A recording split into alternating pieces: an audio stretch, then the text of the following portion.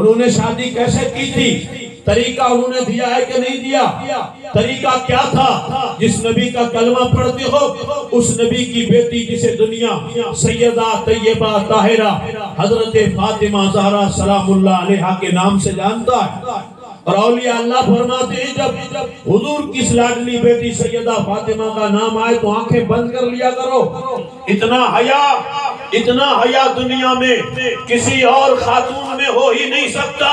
وہ فاطمہ زہرا جو میرے آقا تاجدار مدینہ امام الانبیاء کی لخت جگر ہے، جسے میرے آقا تاجدار مدینہ نے فرمایا جس نے میری بیٹی فاطمہ کو ایذا دی اس نے خود مجھے ایذا دی ہے۔ دنیا میں جاؤ اور ڈھونڈو، کوئی ماں کوئی بیٹی سیدہ فاطمہ زہرا جیسی بیٹی ملے گی ہی نہیں، اس لیے کہ فاطمہ اس عظیم بیٹی کا نام ہے کہ جس کے بابا کا نام محمد عربی صلی اللہ علیہ وسلم ہے۔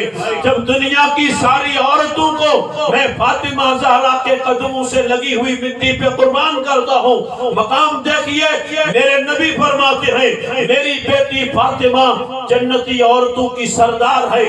جنت میں جو عورتیں جائیں گی وہ بعد میں جائیں گی، خاتون جنت میرے نبی کی وہ بیٹی ہے جو جنتی عورتوں کی سردار ہے۔ اور ایک اور جملہ نوٹ کیجئے، ایک عام آدمی ہوتا ہے اور ایک آل رسول ہوتا ہے جسے ہم سید کہتے ہیں۔ ابھی ہمارے ساتھ بیٹھے ابھی نعت پڑھ رہے تھے، اور حقیقت کیا ہے؟ حقیقت یہ میرے دوستو سنیے گا، لوگ مقابلہ کرتے ہیں تو اپنے خاندان کو اور اپنی زندگی کو ان سے مقابلہ کر کے ان کے قد کے برابر قد کرنا چاہتے ہیں، لیکن سنیے گا ہماری ماں دنیا کی عورت ہے، آپ کی ماں دنیا کی عورت ہے، لیکن آل رسول کی ماں خاتون جنت ہے، خاتون جنت ہے، خاتون جنت میرے نبی کی بیٹی سیدہ فاطمہ زہرا حال کیا ہے؟ جنت کی عورتوں کی سردار ہے، لیکن عشاء کی نماز پڑھ کے جب مصلی بچھاتی تھی تو پوری رات گزر جاتی تھی،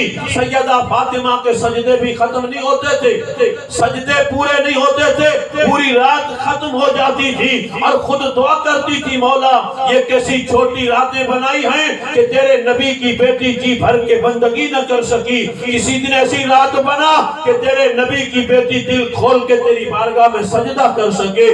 جو جنت کی عورتوں کی سردار ہے لیکن پھر بھی سجدے پہ سجدہ کیا جا رہا ہے۔ ایک طرف میری ماں بہنیں بیٹھی ہیں، اگر تصور رکھتی ہیں تو دنیا کے اندر بطور آئیڈیل اور نمونہ اگر کوئی تیرے لیے ہے تو میرے نبی کی بیٹی سیدہ فاطمہ زہرا کی ذات ہے، حضور کی بیٹی کی ذات ہے۔ اس سے بڑھ کر دنیا میں نہ کوئی عورت آئی ہے اور نہ قیامت تک آ سکتی ہے۔ حال یہ ہے کہ دنیا میں بھی ان کا پردہ برقرار تھا، اور جب حشر کا میدان ہوگا جہاں آدم علیہ السلام سے لے کے اور قیامت تک آنے والی پوری انسانیت موجود ہوگی، لیکن جب سیدہ کائنات مخدومہ کائنات ملکہ فردوس سے بری حسن حسین کی ماں جب محشر میں آئے گی تو اعلان کیا جائے گا اور محشر میں آنے والوں اپنی نظریں نیچی کرو، نبی کی بیٹی فاطمہ گزرنے والی ہے کہ جس کا پردہ دنیا میں بھی سلامت تھا تو آخرت میں بھی سلامت ہے،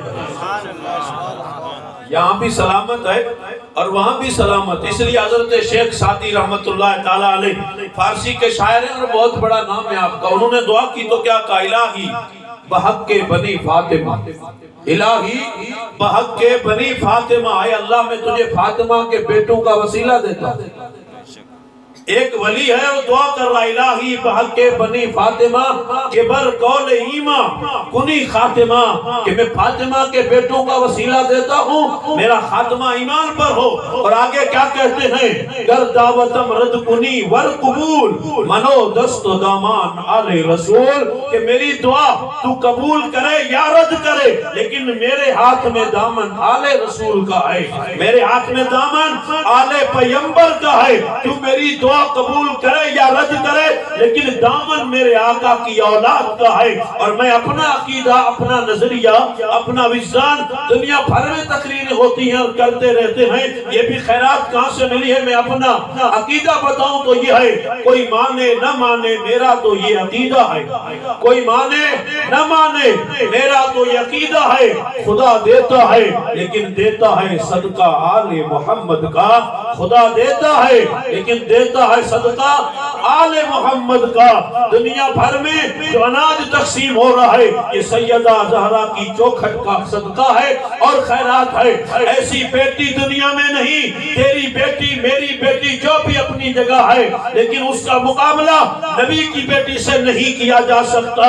حضرت فاطمہ جیسی بیٹی نہیں، حضرت علی جیسا تیرے پاس بیٹا نہیں، دنیا کا بے مثال بیٹا، دنیا کی بے مثال بیٹی۔ ان کا نکاح کیسے ہوا تھا؟ ان کا عقد نکاح کیسے ہوا تھا؟ جانتے ہیں؟ کبھی سیرت پڑھی؟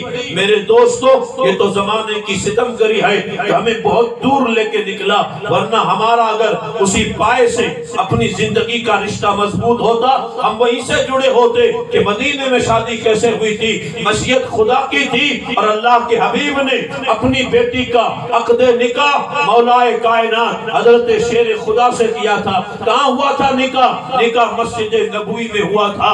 کتنا ٹائم لگا تھا، کتنا خرچہ لگا تھا، کتنے شامیانے لگائے تھے، کتنے منڈپ باندھے تھے، کتنا خرچہ ہوا تھا، کتنا کھانا تھا۔ کوئی یہ کہے کہ ان کے گھر میں تو روٹی بھی نہیں تھی، 2 مہینے چولہا نہیں جلتا تھا، اس لیے انہوں نے سادہ شادی کر دی تھی۔ نادان کبھی ایسا غور بھی مت کرنا کہ ان کے گھر میں کچھ تھا نہیں، ان کے گھر سے تو پوری دنیا کو ملا ہے، کل بھی مل رہا تھا، آج بھی مل رہا ہے اور قیامت تک ملتا رہے گا۔ میرے امام نے کہا تھا کون دیتا ہے دینے کو منہ چاہیے، دینے والا ہے سچا ہمارا نبی، کہ میرے نبی کے در سے تقسیم ہوتا ہے، وہ تو ان کی شان تھی، خود فرماتے ہیں الفقر و فخری، کہ سادہ رہنا تو میری پسند ہے، سادہ رہنا میری پسند ہے۔ مالک کے کونین ہیں کو پاس کچھ رکھتے نہیں، مالک کے کونین ہیں کو پاس کچھ رکھتے نہیں، دو جہاں کی نعمتیں ہیں خالی ان کے ہاتھ میں، کہ دو جہاں کے خزانے میرے مصطفیٰ کے ہاتھ میں ہیں، کونین کے خزانے میرے مصطفیٰ کے ہاتھ میں ہیں۔ اس کی بیٹی کی شادی میرے نبی نے اتنی سادہ طریقے سے کی کہ نہ زیادہ خرچہ لگا نہ زیادہ وقت لگا۔ کیوں؟ اس لیے کہ میرے نبی جانتے تھے کہ اگر میں ٹھاٹ پاٹ سے بڑی شان و شوکت کے ساتھ اپنی بیٹی کا نکاح کروں گا تو میری امت کا امیر تو یہ طریقہ اپنا لے گا، لیکن غریب ٹوٹ جائے گا کہ میرے نبی نے اتنی شان و شوکت سے شادی کی تھی تو میں اپنی بیٹی کے ہاتھ کیسے پیلے کروں؟ میرے نبی نے فرمایا طریقہ ایسا دے رہا ہوں، اگر امیر چاہے تو بھی عمل کر سکتا ہے، غریب چاہے تو بھی عمل کر سکتا ہے۔ طریقہ دنیا میں اور کوئی نہیں ہے، طریقہ صرف میرے مصطفیٰ کا ہے۔ اس لیے قرآن نے بھی کہا لَقَدْ كَانَ لَكُمْ فِي رَسُولِ اللَّهِ أُسْوَةٌ حَسَنَةٌ، کہ اگر طریقہ چاہیے تو میرے حبیب کی زندگی کو فالو کرو، میرے حبیب سے بڑھ کر دنیا میں اور کوئی طریقہ ہے ہی نہیں۔ دنیا میں بڑے بڑے لیڈر پیدا ہوئے، بڑے بڑے قائد پیدا ہوئے، بڑے بڑے نیتا پیدا ہوئے، لیکن کسی نے اس کے ماننے والے نے اپنے قائد کی پوری زندگی کو کتاب میں نہیں لکھا۔ لیکن قربان جاؤں میرے نبی کی عظمت پر کہ میرے نبی کی داڑھی میں بال کتنے سفید تھے، دیوانوں نے وہ بھی لکھ دیا ہے۔ گھر میں کیسے رہتے تھے، میدان میں کیسے رہتے تھے، ایک ایک لمحہ میرے نبی کا لکھ دیا گیا۔ کسی نے ایک صحابی سے کہا تم نبی کی ہر بات لکھ دیتے ہو، کبھی جمال میں ہوتے ہیں، کبھی جمال میں، کبھی جلال میں ہوتے ہیں، ہر بات نہ لکھا کرو، کبھی غصے میں بولتے ہیں۔ میرے نبی نے فرمایا میں جو بولتا ہوں وہ سب حق بولتا ہوں، میری ہر بات تم لکھ لیا کرو۔ اس نے لکھ دیا ہے۔ دنیا کے بڑے بڑے فالو کرنے والے اپنے لیڈروں کی تاریخ ہمیں بتائیں، وہ نہیں بتا سکتے، اس لیے کہ ان میں کچھ کمیاں تھی اور کچھ ان میں خوبیاں تھی، لیکن جس کا ہم کلمہ پڑھتے ہیں اس کی ذات میں عیب کا تصور بھی نہیں کیا جا سکتا۔ وہ کیسے تھے؟ حضرت حسان فرماتے ہیں، کیا فرماتے ہیں؟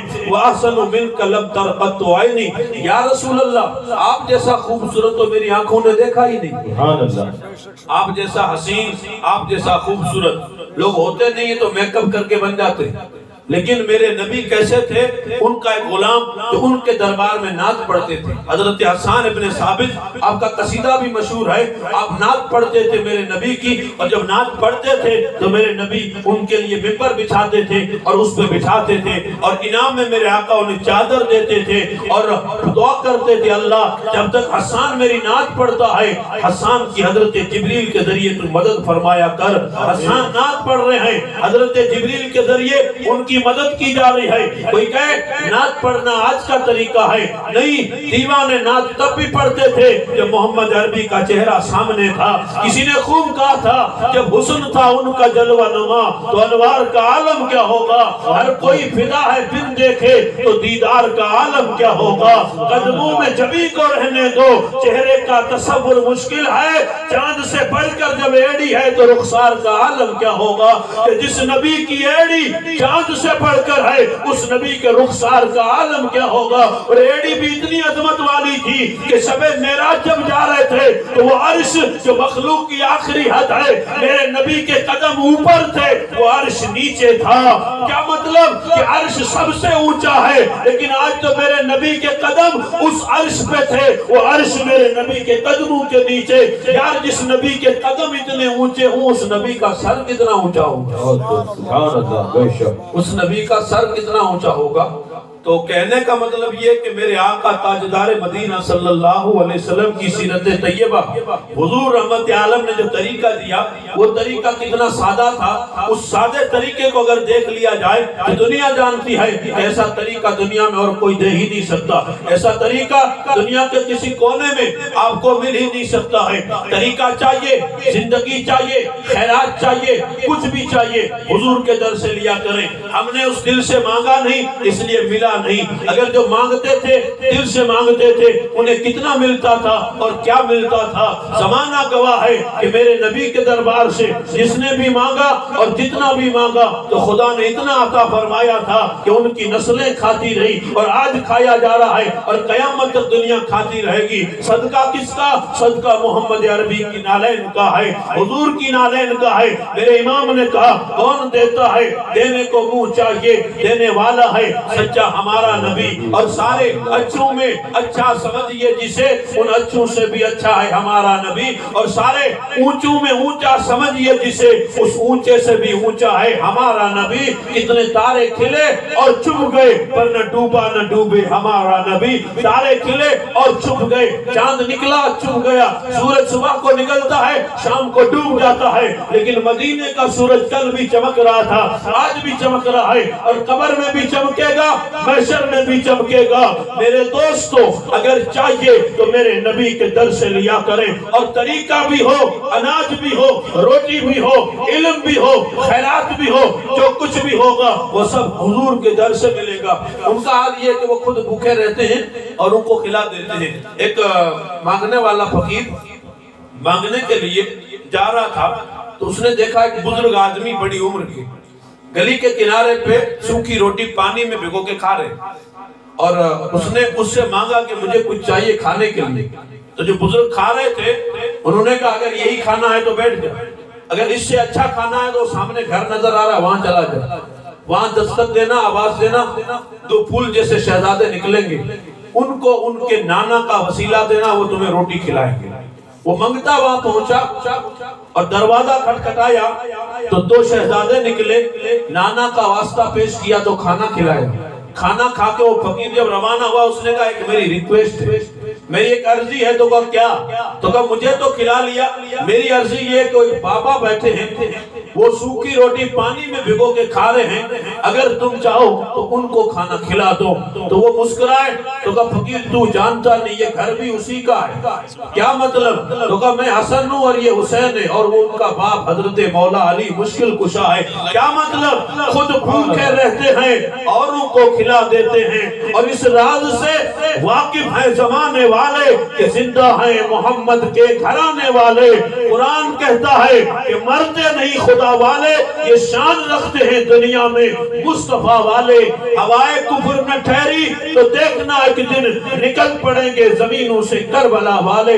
صدقہ کس کا ہے؟ خیرات کس کی ہے؟ کہ ان کو مت دے، وہ خود نہیں کھاتے تھے، وہ زمانے کو کھلاتے تھے۔ بات صرف اس دور کی نہیں تھی کہ تب تک کھلاتے تھے، وہ کل بھی کھلا رہے تھے، وہ آج بھی کھلا رہے ہیں اور قیامت کی صبح تک کھلاتے رہیں گے۔ اور انشاءاللہ ان کا صدقہ، ان کی کی خیرات ہمیں یہاں بھی ملی ہے، انشاءاللہ قبر میں بھی ملے گی اور محشر میں بھی ملے گی۔ کہنا یہ چاہتا ہوں، لوگ در در کی ٹھوکریں تب کھاتے ہیں جب اپنا مسکن چھوڑ دیتے ہیں، جب اپنا در چھوڑ دیتے ہیں۔ دنیا کے بھکاری در در سے مانگتے ہیں، لیکن دربار مصطفیٰ کا فقیر ایک ہی در سے مانگتا ہے۔ اور میرے دوستو، میرے آقا تاجدار مدینہ کتنا دیتے ہیں، اور اس کا اندازہ انسان یا کوئی علم والا اپنے علم کی روشنی میں کر ہی نہیں سکتا۔ ایک آخری بات عرض کر کے تقریر پوری کر رہا ہوں۔ آقا دو جہاں صلی اللہ علیہ وسلم کی بارگاہ میں ایک صحابی بیٹھے ہیں، اس کا نام حضرت ابو ہریرہ ہے۔ بیٹھے ہیں، کہا یا رسول اللہ آپ کی بارگاہ میں بیٹھتا ہوں، سنتا بہت ہوں، یاد نہیں رہتا، نسیان ہے، بھول جاتا ہوں، بیماری ہے بھولنے کی۔ تو میرے نبی نے نہیں فرمایا کہ جا مسجد میں 2 رکعت نفل پڑھ، جا کے خدا سے مانگ، مجھ سے کیا مانگتا ہے؟ لوگ ایک نظریہ پیش کرتے ہیں کہ مانگنا ہے تو صرف خدا سے مانگو، علی سے، ولی سے، نبی سے مت مانگو۔ یہ ان کا ذہن ہے جو لوگوں کو ورگلاتے ہیں، لیکن ہم مانگتے ہیں، نبی سے بھی مانگتے ہیں، علی سے بھی مانگتے ہیں اور ولی سے بھی مانگتے ہیں۔ کیوں؟ ہمیں معلوم ہے خدا دیتا ہے، لیکن دیتا ان کا اتارا دیتا ہے خدا، لیکن ان کا صدقہ دیتا ہے۔ اس لیے جھانسے میں ہم نہیں آتے۔ اس لیے الحمدللہ ابھی سید صاحب کہہ رہے تھے ہمارا گلا تو ضرور متاثر ہے لیکن ایمان متاثر نہیں ہے۔ گلے میں ضرور خروچ ہے لیکن ایمان میں خروچ نہیں ہے۔